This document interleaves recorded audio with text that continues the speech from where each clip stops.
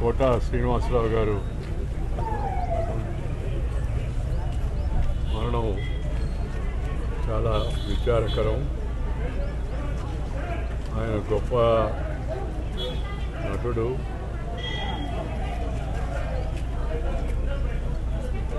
మానవతావాది.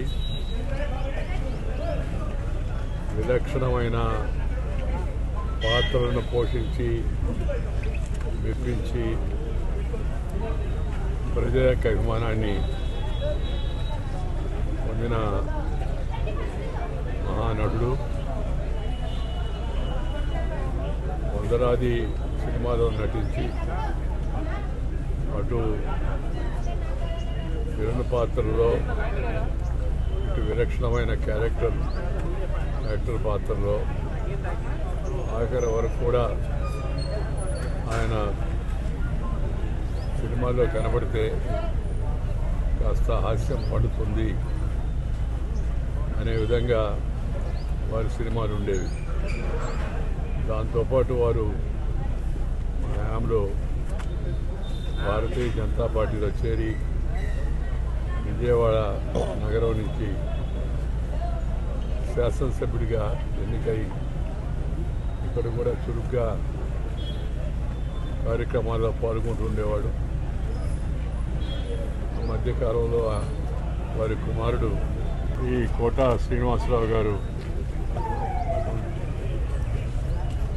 మరణం చాలా విచారకరం. ఆయన గొప్ప నటుడు.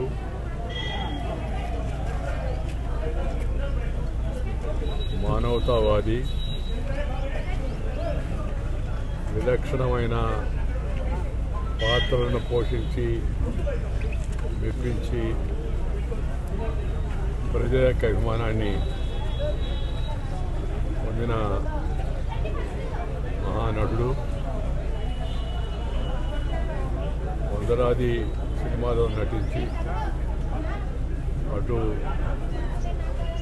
విలన్ పాత్రలో ఇటు విలక్షణమైన యాక్టర్ పాత్రలో ఆఖరి వరకు కూడా ఆయన సినిమాల్లో కనబడితే కాస్త హాస్యం పండుతుంది అనే విధంగా వారి సినిమాలు ఉండేవి.